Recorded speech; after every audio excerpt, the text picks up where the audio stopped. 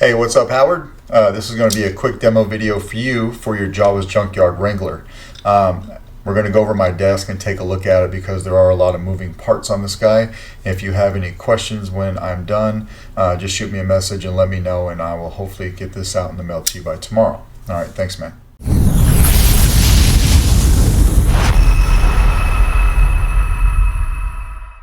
All right, Howard, here we have your Jawas Junkyard Wrangler. Sorry, forgot the name of it. Jawas Junkyard Wrangler. This was first, it was very nicely weathered by Austin over at Story's Workshop. So I have seen a few of these go through his page or his shop, and they all come out very nice, and this one is no exception. All right, so you had this one weathered by Austin, and then you had it sent over to me for an install. You did send a tri-ring from Albert over at Smuggler's Outpost and asked me to install that for you, so that's what I did here.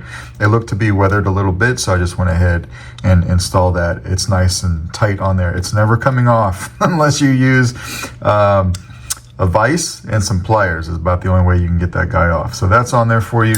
This is a 2-button setup. You had asked me specifically to make this switch over here the power button, which I did, and then the yellow switch the auxiliary. So that is something that we did too.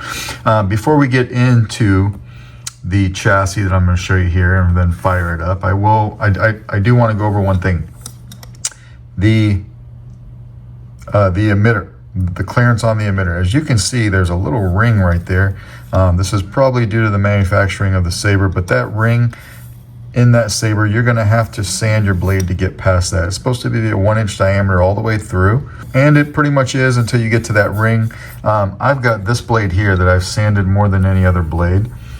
All right, and I can't get past that safely, you know, and like trying to put my blade in, it just gets stuck. So just be aware, this does take a 1-inch diameter blade, but you're gonna have to do quite a bit of sanding to get that to fit. All right, so being that as it may, I'm not gonna put in a blade during this demo. I'm just gonna show you that it fires up. I did put in the M3 blade retention screw. Where is it? Right there, that you would ask me for. And then I also put a little retention screw right here that we're going to use for chassis retention. It serves two purposes. One, you tighten it up when the chassis is in there. All right, let's just get to the chassis and then I'll explain everything as we go. It might be easier that way. So we're going to take the pommel off. A few threads on this guy, no biggie. I have a little spacer in here that I glued in. That doesn't come out. That's to help push the chassis forward, but then keeps it in place and it keeps the speaker off the back of the pommel so it doesn't rattle. All right, now you'll want to come over here to that grub screw that I put in right here. There was already a hole here. I just utilized it. All right, you want to loosen that a little bit, but don't take it out. And then you can slide your chassis right out. That little grub screw right there, that rides along the channel right here. All right, and that is 180 degrees from your switches, and that's kind of what I'm using to line up these switches correctly so that they sit right underneath these plungers. And if I can show you that in there, you can see when I press down, they're plunging down in there. So that needed to be lined up perfectly, and that's how we do that. All right, so this is your chassis. You've got a removable battery setup. You asked for a CFX board, so of course that's what you've got. You can easily get to your SD card from here, though you did send me a list of about, ended up being about 16 fonts that I put on here for you. So one being the Crate Slayer from Kasith, and then the other 15 of them being Kyberphonic fonts. And you have a wide array. If I try to tell you what they are, I'm going to forget, but they're all on there because I got your list. All right, this takes a 22mm speaker. Now, this speaker is from Smuggler's Outpost. I'm a big proponent of thinking that these speakers sound better than a 24mm when you're able to fully enclose them, which is what I did here, and then further capped this speaker with that little spacer that you see in there. So when this sits up against the pommel in there, that sound is shooting out there, and I think that that's about the best sound that you can get out of this Saber. All right, if I were to put a 24mm in here, it would not have been fully enclosed, and I just don't think it sounds as good. So we've got that running at 100%, and it sounds great. All right, you've got a KR Sabers V4 Eco lit PCB in here for your blade connector, so all those light up. I did program the board how you asked, so when you do a color change mode, it will remember the color and the blade profile that you picked. So spring side for the negative side of your battery, please. This is a Key Power 18650. This does not have a kill switch in it because CFX has a deep sleep mode. I think one of the only boards on the market, perhaps, that has that. Maybe Golden Harvest does, but for sure, CFX does. So if you let this sit for a while, it will shut itself off. And the way that you wake that up is you hold down the power button, which is back here. All right. So to put this in, we're going to take our plunger switches and kind of line them up with our actual switches. Like when you get to about right here, if you haven't lined it up properly, that grub screw is going to catch on the chassis and you're not going to be able to go any further than that. All right, when you have it lined up properly, it'll slide right in. But I like to get to about right here. I'm going to take the pommel. I'm going to screw it in. All right, kind of tilting the emitter up a little bit. And it may be a little bit hard to tell on camera since I'm doing a bird's eye view, but I've got this all kind of like the pommel pointing down.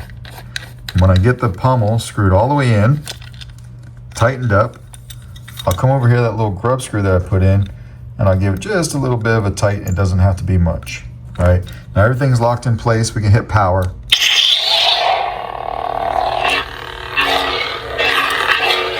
Auxiliary. You can hold it down for blade lockup. You want to change color, hold it down and twist the saber. Spectrum. Now you can just twist the saber to any color you like. If we like that blue there, we'll hit power and we've locked it in. So you've got twist on and twist off. Now you've got a blue blade there, all right? To go to another sound font, we'll hold down auxiliary. Sound bank selection. Great Slayer. Exit menu. Oh, we'll go up in the menu. Great Slayer. Anakin.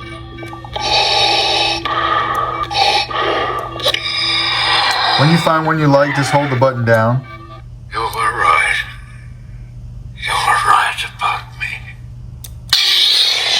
So we've got a blue blade there. We'll go over to a red blade. Right there. We'll hit power, all right? Now we've got a red blade. You see all the LEDs on your PCB lighting up.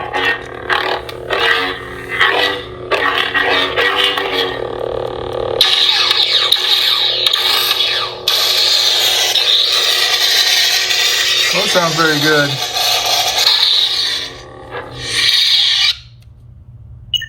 Sound bank selection. I suggest you try it again, Luke. This time, let go your conscious self. A Balan skull.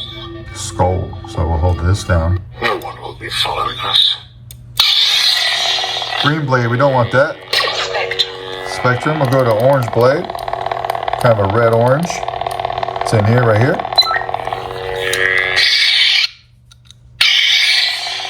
Now we've got that color.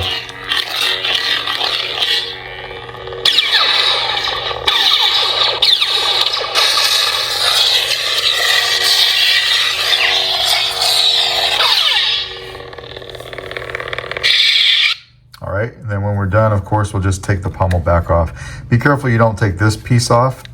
If it does come loose on you, just tighten it back down, no big deal. All right, we just want to unscrew this part. And you can use the tri-ring if you like, if that makes it easier for you, but it shouldn't be too much of an issue. All right, so we'll take your pommel off.